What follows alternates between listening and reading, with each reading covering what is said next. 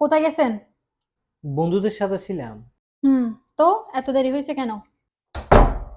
ওদের সাথে খাবার খাইতেছি রেস্টুরেন্টে। তোমার জন্য লেট হয়েছে। আমার জন্য? রেস্টুরেন্টে খাওয়ার পরে বিল আসছে, আর সবাই তাদের মোবাইল বের করে তাদের ওয়াইফের ছবি মোবাইলের উপর রাখছে। বলতেছে যে যার বউ বেশি সুন্দর তাকে বিল দিতে হবে। এখন সবাই বলতেছে যে আমার বউ সুন্দর, আমাকে বিল দিতে হবে।